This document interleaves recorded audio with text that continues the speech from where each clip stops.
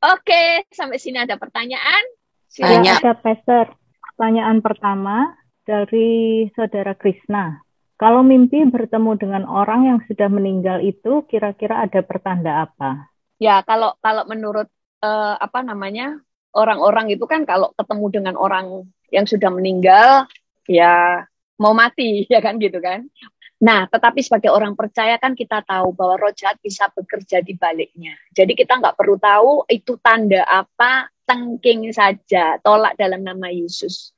Kalau yang dari Tuhan, itu ditengking berkali-kali tetap akan muncul. Berarti Tuhan akan melakukan sesuatu. Tapi hampir nggak pernah ya kemudian Tuhan itu memakai orang mati untuk menemui kita di dalam mimpi. Kecuali pernah ya ada seorang anak Tuhan, itu karena dia sangat berduka cita karena orang tuanya meninggal, dia sangat sedih, sampai akhirnya Tuhan izinkan orang tuanya yang mati itu kemudian ketemu dengan dia dan berkata, jangan takut, aku sudah di surga, aku sudah enak di surga, kita akan ketemu di surga. Sejak hari itu dia sudah tidak takut lagi, karena tadinya dia ketakutan, apakah orang tuaku ada di neraka dan sebagainya, sampai dia nangis terus sehingga Tuhan izinkan dia tahu bahwa orang tuanya yang ibunya atau bapaknya ya waktu itu ibunya kalau nggak salah, supaya orang ini tahu bahwa orang tuanya itu di surga sehingga dia nggak berduka cita lagi. Nah itu Tuhan izinkan. Tapi ada hal yang lain, tiba-tiba mimpi, tiba-tiba ini ditolak saja dalam nama Yesus.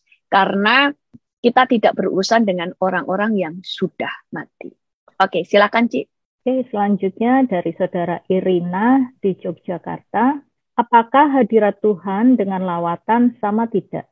Sama, tapi kalau kita bilang lawatan Tuhan terjadi, itu biasanya kita berbicara tentang lawatan besar. Misalnya di sebuah gereja terjadi lawatan, ya kan? Kalau pribadi di rumah kita cuma bicara kita di jamaah Tuhan, ya kan? Atau di lawat Tuhan juga benar.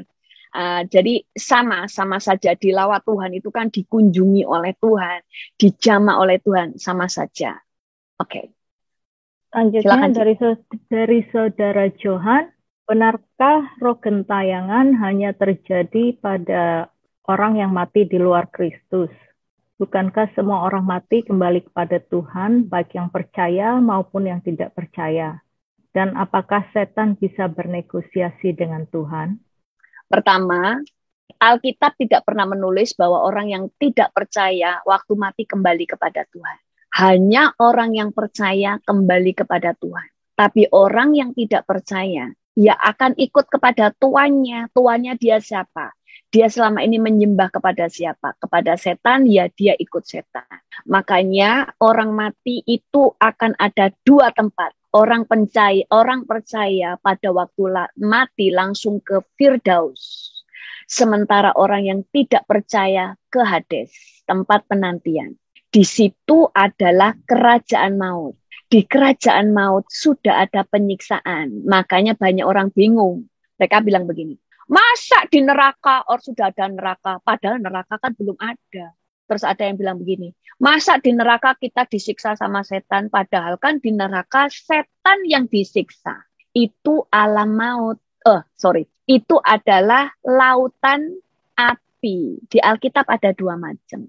Satu itu neraka atau kerajaan maut. Kerajaan maut itu adalah kerajaan kegelapan. Kalau yang ikut kegelapan, waktu di Hades sudah ada penyiksaan. Yang nyiksa adalah iblis.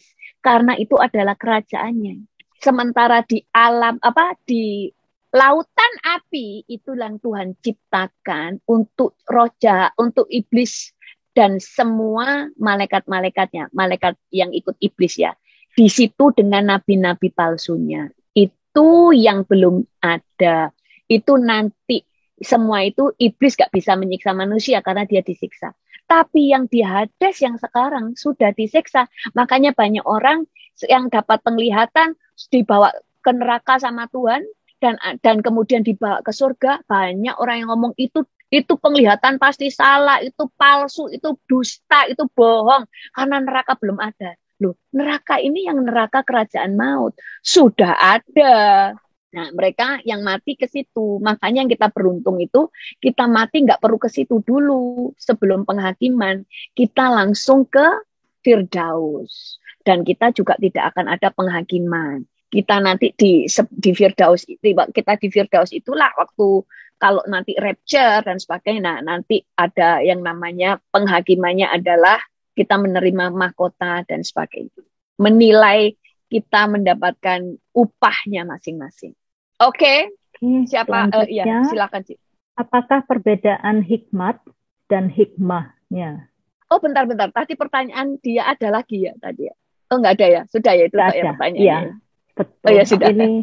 Ini nextnya. Oh, yang pertanyaan tadi itu apakah setan bisa bernegosiasi dengan Tuhan? Yang belum dijawab, Pastor. Yang bernegosiasinya ya seperti bisa kalau kita baca di dalam kitab Ayub kan negosiasi kan. Waktu dia bilang, ayo tentu saja Ayub saleh, orang dia kamu lindungi kok, kamu jagai, kamu pagari semuanya, ya kan. Terus Tuhan berkata, oke. Kemudian pagarnya itu kan diambil Tuhan, sehingga Tuhan berkata, engkau bisa menjamah apa yang dia miliki. Tapi kemudian dia nego lagi. Lama gitu tok ya nggak bisa, ya dia nggak akan menghujat. Akhirnya Tuhan bilang gitu, oke, kamu boleh menjamah tubuhnya, tapi nggak boleh nyawanya. Jadi bisa nego, bisa. Tapi kan tetap keputusan Tuhan. Boleh dikabulkan apa enggak, tetap itu keputusan Tuhan. Bahkan ada di Alkitab yang roh jahat waktu ketemu Yesus, dia bilang gini, apakah engkau akan menghukum aku sebelum waktunya? Iya kan? Jadi kan, tapi iblis gak bisa nego gini ya, jangan masukkan saya neraka, jangan ada penghukuman, itu gak bisa. Itu sudah ditetapkan, gak bisa nego. Oke, berikutnya, silakan, apakah dari Ibu Irina di Jogja lagi ya, apakah perbedaan hikmat dan hikmahnya? Hikmat dan hikmah. Oh, hikmah itu kan kata-kata dari Muslim ya. Kalau hikmah itu kalau bahasa Indonesianya kan mereka ini, kita menerima hikmahnya, kita mengambil hikmahnya, kan kita mengambil pelajaran dari apa yang kita alami. Misalnya, wah saya kan kata-katanya bilang gitu. Oh, kena tipu. Ya ambil hikmahnya. Hikmahnya itu apa? Next time harus hati-hati supaya nggak ketipu. Oh, ada masalah. Oh, tiba-tiba ada apa namanya bencana alam. Ambil hikmahnya, yaitu jangan mengeluh tapi bersyukur, kan gitu kan. Tapi kalau hikmat itu Tuhan kasih di dalam pikiran kita yang membuat kita punya kemampuan untuk berpikir, mengambil keputusan dengan tepat. Itu hikmat. Kita membutuhkan hikmat dari Tuhan, tapi hikmat itu juga kita peroleh dari kita belajar. Semakin banyak pengetahuan, semakin kita punya hikmat. Nah itu. Oke, silakan Ci. Ini selanjutnya dari Saudara Lili. Saya rada, mungkin Pastor bisa ngerti nih ya, ngomongnya banyak, apa nih namanya? Singkatan. Iya. Singkatan. Bahasa rahasia. Orang, mana ya? Saya coba ya, dari Saudara Lili.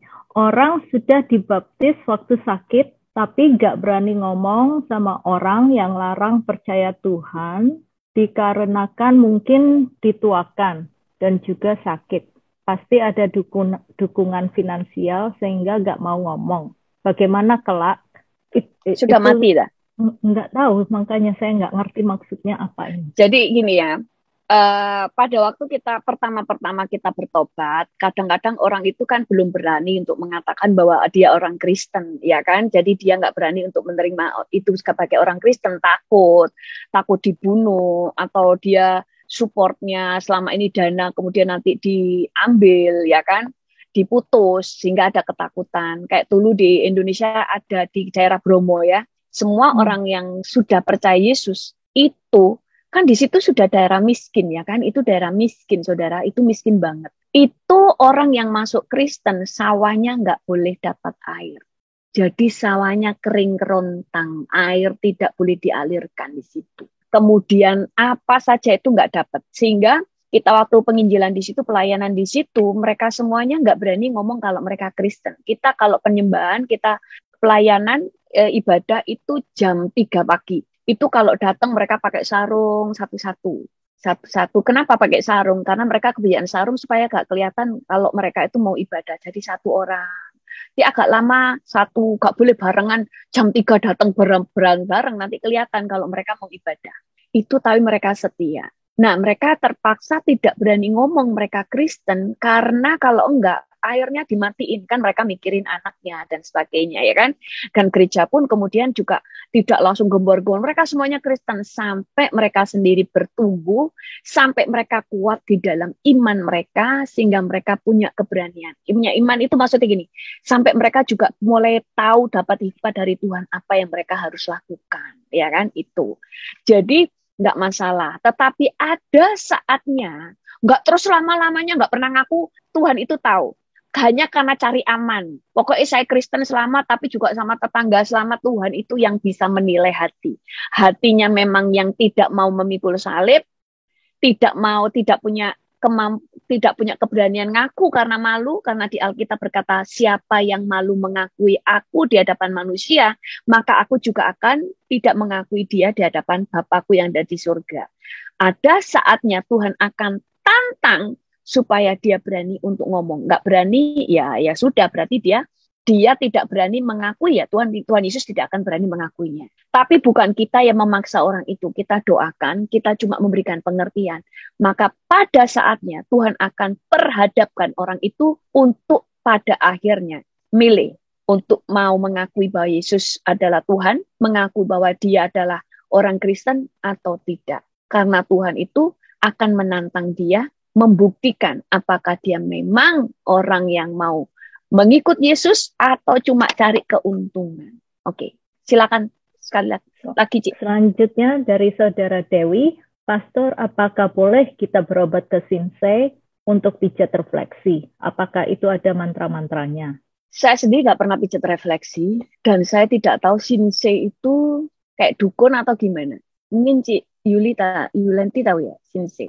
Kalau di Indonesia, saya nggak tahu ya. Kalau di sini, alternatif ya, biasanya dari China.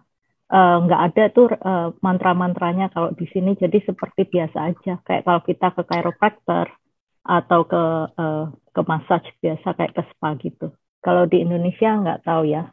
Oh ya, jadi saya kurang bisa menjelaskan karena saya tidak tahu. Tapi kalau yang bahaya itu yang pakai tusuk-tusuk jarum. Itu tusuk-tusuk jarum itu bahaya ya. Itu ada kuasa roh jahatnya juga yang pakai itu. Oh, akupuntur ya itu namanya ya, yang pakai jarum-jarum. Nah, itu karena ada yang juga yang sudah memberikan kesaksian itu memang dari pengobatan dari mana gitu loh. Itu dulu memang pakai kuasa gelap gitu, akupuntur gitu ya. Makanya kalau saya nggak bisa kalau sebelum itu terbukti memang dari kuasa gelap, saya nggak sembarangan langsung ngomong ini kuasa gelap, itu kuasa gelap. Enggak. Tapi kalau yang ini tadi, Shinsei, saya tidak tahu kalau kadang-kadang ada Shinsei yang cuma meracik obat ya kan, dia tahu cara meracik obat dan sebagainya.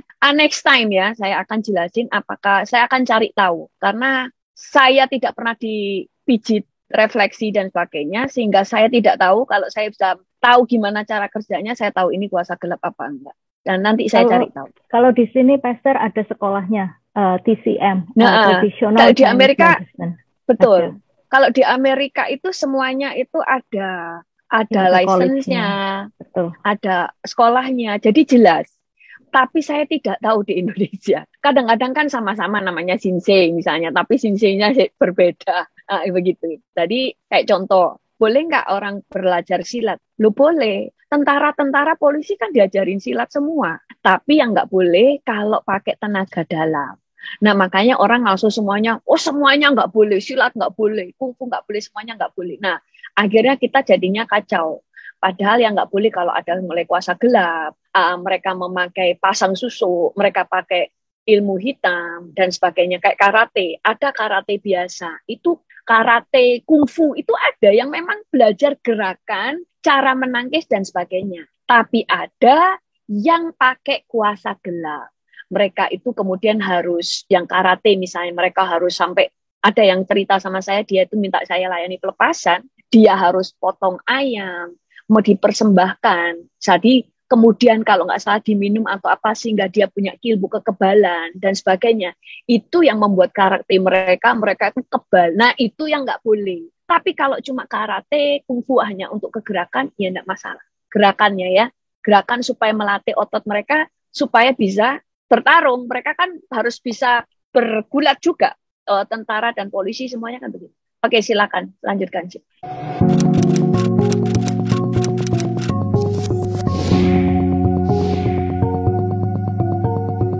Jangan lupa subscribe.